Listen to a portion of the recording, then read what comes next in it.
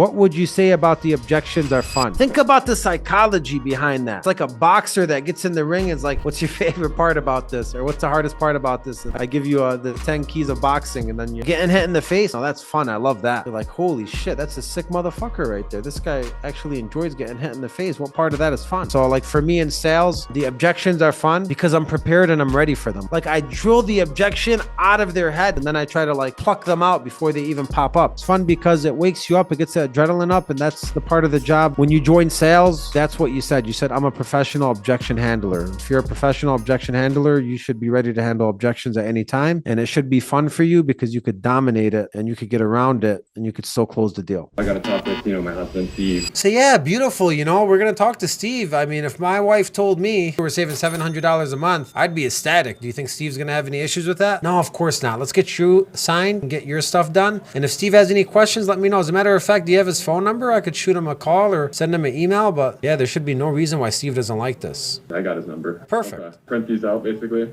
Nope. Copy, paste the text to her and Steve. If she doesn't answer, call her and Steve. And then email her and Steve too. Now you've hit them with an email. You've hit them both with a text. You've hit them up both with a call. That's somebody that's hungry for their business and relentless for their business. And you're going to end up getting that deal today. As I want to think about it. What this actually means is they're not sold on your mortgage yet. Now, a lot of times if somebody tells me at the end of a mortgage conversation, let's talk about refinance first. I want to think about it. Something I'd say is, yeah, definitely. And hopefully we've been thinking about it together. So tell me, Jim, we first talked about how things are very stressful for you at home, right? And you're barely making ends meet. We're working overtime. Yes. All right, perfect. And we also talked about how we only got around $1,000 or $2,000 in the bank right now. We got 3 kids, soccer's approaching, school, things are getting expensive, right? Yes. And lastly, we talked about how this credit card debt is really chewing away at your money every single month. You're paying mostly interest on all of these debts. Is that right? Yes. Perfect. Well, this mortgage and this cash out refinance is going to save you money, get rid of those debts, and make you never have to think or stress again. So I know it's the right solution for you and your family. So here's the next steps. Then I go ahead and pivot to the close. If you want to get rid of objections, a typical salesperson says, I get an objection, I respond to it, acknowledge, and I pivot. If they're a good salesperson. But if you're a legendary salesperson, you know what you do? You get rid of the objection before it arises. Meaning I could sniff that stuff. I could sniff it on the call. If you're like, yeah, my wife wanted me to look into this. I'm probably going to get a spouse objection. And if you're like, yeah, I'm shopping it around, I'm probably going to get a shopping objection. So anytime you get an objection in sales, what you want to do is you want to kind of squash that objection 3-4 times before you even present your option. So that way the objection's gone. For example, if they say spouse, and I would bring up 3 times in the call, like, yeah, and your spouse is going to love this because A, B, and C. And hey, we'll make sure that we give your spouse the good news. And like, I'll assumptively mention the spouse 3 or 4 times. That way it goes away. You got it? Yes. So whenever you think that an objection is going to come, what do? Squash it as soon as you see it, and then a couple of times. Yep, plant some seeds. Yep, continue to squash it, so that way subconsciously they know the objection's gone. Is there any oversight on what the funds are being used for? It's none of my business, brother, unless you're taking me to dinner. Okay. We just give you the equity, we don't ask any questions. I like to ask questions because it makes my job fun, but I don't have to. Yeah, sure. Then the other question I have is with the home equity line of credit, you said you get a $500,000, let's for instance. You have 5 years to use your limit. After the 5 years, it locks in with whatever you owe on it and the payment that you have. The good news for you is you have so much equity, I could do both. Can you send me an email and include on it? Of course. Thank you. Now, before I let you go, what's your date of birth? April 28th. All right, and your social for a soft pull? No, I can't tell you that. I'm pretty sure you got good credit. I'm going to send you the pricing scenarios for both of these, the home equity line and the refinance, okay? Okay, Mr. Karabi. Are you related to Oh, I just did his loan last week. Well, I don't know. Does he owe you money? Sounds like he does. No, I helped him get some money. Does he owe you money? Because he has it. Ron.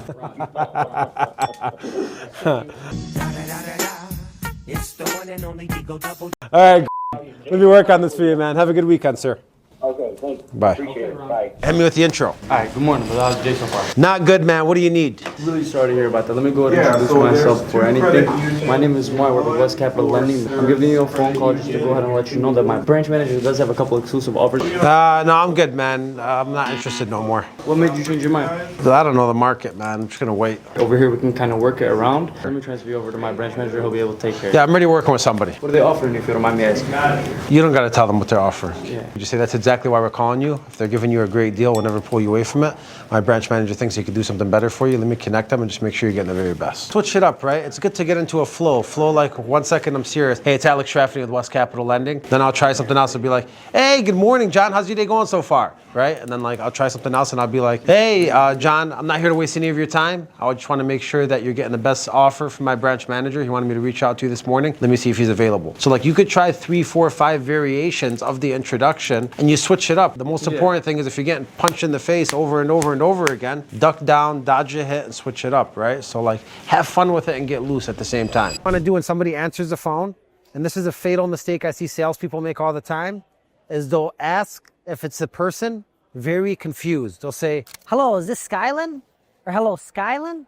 And then they let these question marks pop up in their head where the person you're talking to already knows that you're a cold caller because you don't know who they are and you're questioning their name and you're questioning their voice. So one thing that could fix this, and the first approach I want to give you is the hey, how you doing? I call it the hey, how you doing because you're assuming that you know the person, you're asking them how they're doing, and you're assuming that it's the person that you think you're speaking to. So the way it would sound is very simple. Ace, how's it going? Ace, how's it going today? Ace, how's it going today? Ace, how's it going today? Ace, how's it going today? Ace, how's it going today? So No, keep going. Ace, how's it going today? Ace, how's it going today? Good. Skyland, how's it going today? Typically, Skyland would be like, good. How's it going for you? I'll be like, great. My name's Alex Rafferty, and then I can go straight into my introduction. Or I'll say, Skyland, how's it going today? And she'll say, great, who is this? But at least she said great and extended the phone call a little, and then I could go over who I am and why this is important. So the first step is assume the name and use the how you doing play. So after you do the how you doing approach, you're gonna get 2 different answers. Either good, how's it going for you? You're gonna say great, then you're gonna say what you need to say. Or they're gonna say good, who is this? You're gonna say your name and then say what you need to say. The important part is you have control of the conversation now. So Skyland, how's it going today? Great, who's this? Great, my name's Alex Rafferty and I'm not calling to waste any of your time today. Or if they say, how's it going for you? I'd say, it's going great for me. My name's Alex Rafferty and I'm not calling to waste any of your time today. I'm actually calling because of boom. This guy, bro, I don't want to show you guys my money in my bank account. I thought no one gives a shit. You need bank statements for the deal? He wants to deal with me, but he's playing hardball. So I told him this is the only way we're doing it. Okay. Either give me your bank statements, I get you your money, or I can't help you. What did he say? He's like, okay, let me call you back. And then he's going to call me back in a little bit. You want me to call him? If you want to, he said he has an appointment, but you want to give him a shot? Yeah, we can call him. Mr. Dow, how's it going today? Hey, great. My name's Alex. I'm actually a vice president here at West Capital. I'm working with your banker, Sam. Yes, sir. Is he doing a good job for you so far? Oh, yeah. He told me. I'm going to let you go. I just wanted to let you know that I overheard the conversation you had with him. The only reason we need the bank statements is because we take an average of 12 months and we're doing it through a lender that does their programs that way so we could qualify you and get you the cash you need. So he wasn't asking to go inside your bank statements or details. We just literally taking an average of your income that comes in to qualify you for the deal. All right. Thanks a lot, brother. You got it, man. Thank you. Bye. Beautiful. Thank you. Said I appreciate it. I'll do that. Yeah. Good. See, yeah, always it makes a big difference. Let me talk to my wife about it. Yeah, you want to bring her on the line so I can explain it to her too? She's at work. Who wants to do the renovations in the house, you or her? Me. You? Really? Yeah. It was my wife that wanted to do the kitchen and the bathroom. All I wanted was an automatic toilet. You're trying to do the kitchen though? Are you the chef? We share. Cool, man. Well, do you think she's going to have any problems? I'm not sure. Yeah, of course not. She's not going to have any issues with saving money, right? No. Yeah. I'll tell you what documents I need. I'll send you a text and an email. Okay. All right, brother. Thanks so much, man. God bless. Congratulations. Thank you. I do everything with my wife. Happy wife, happy life. God bless her and God bless you, man. She is lucky. Does she know this is what you're trying to do for her? Yeah, I mean, we kind of talked about it. Well, I want you to text her, and this is what you should tell her. I want to let you know that I'm doing a refinance on the house. It's going to save us $600 to $700 a month, give me $8,000 cash. It's not enough to retire you yet, but this is the first step. And baby, I want you to know in the next 3 to 4 quarters here, the next year, you're going to be retired. This is the first step to do it. Just want to let you know I'm working on this tirelessly for you. You think Gina's going to be upset with that text? Probably not, no.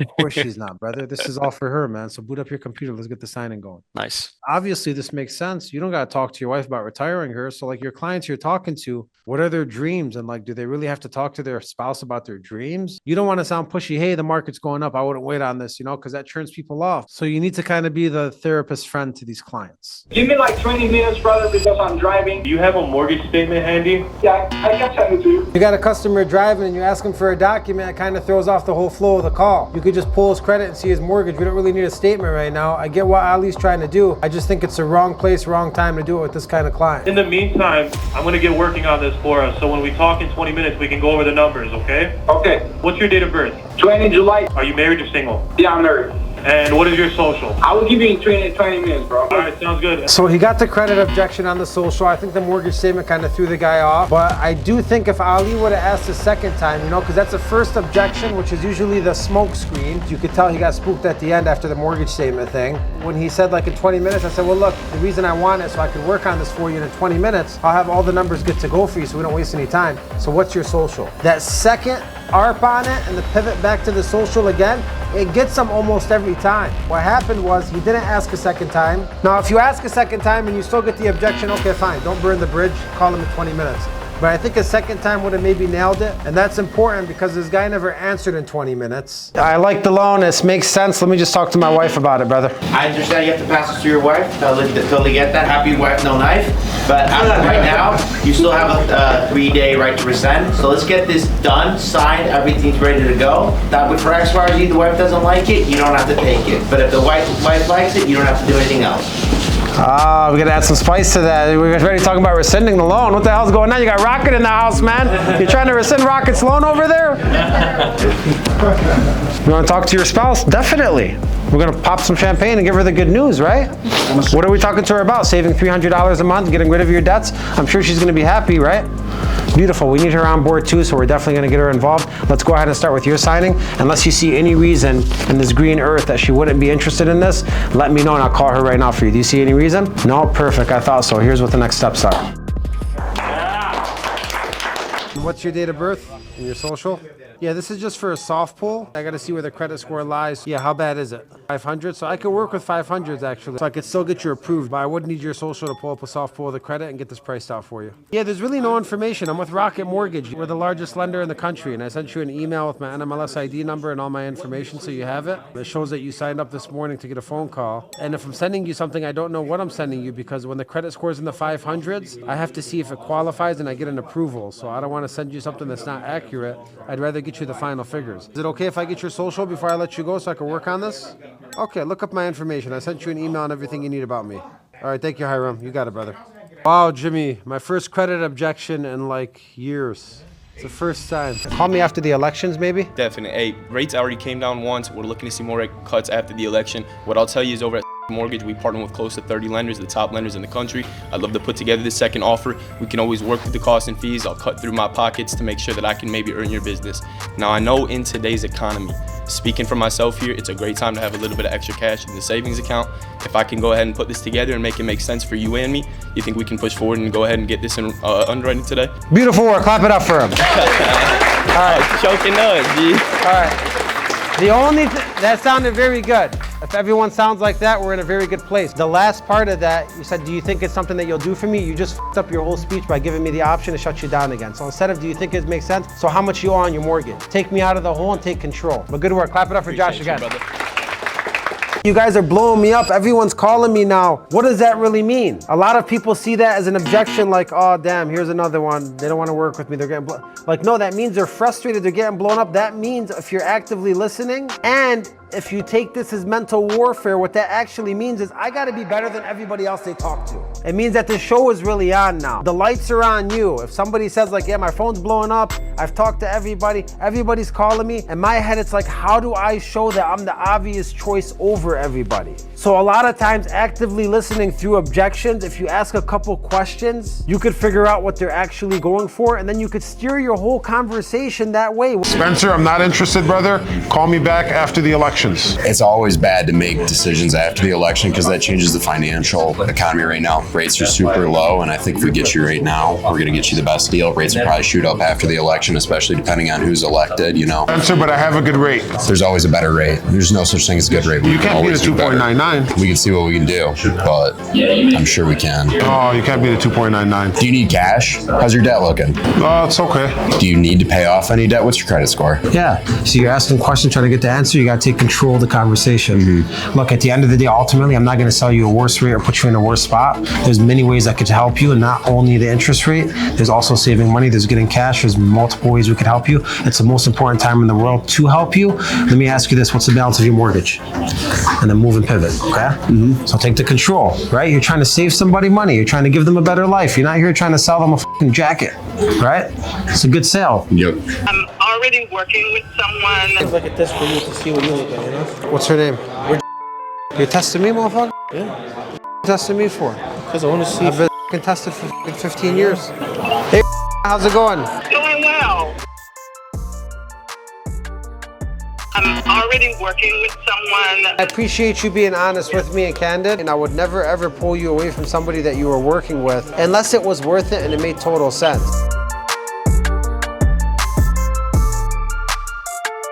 I'd say that's worth making a pivot and changing companies if it's going to save you and your family more money. Right. You're right. On everything that you have said, you are correct. Let me talk to my husband because it's not just me involved in this. As far as your husband is concerned, I appreciate that, and I'd love my wife to update me as well. But we both know if my wife tells me that I got somebody saving us an extra $250 a month, honey, then that's an extra steak dinner for me and you every single month that I'll take. So I know that he's not going to mind saving more money. No, he won't. Let's get you this deal that's better. Let's save you the most amount of money. All right. All right, sounds good. If you need anything else, let me know. Great talking to you, okay? Great talking to you. All right, thanks so much. Bye. Hello. Is this? This is. Oh, nice. My name is Alex. I actually got your number from my friend who refinanced with you guys, I believe. He must have sent you my number then. All right. Yeah, I'm not going to waste any of your time, but I already have a person that I'm working with, but somebody told me, you know, to at least check with one other place so I could get a better deal. Okay.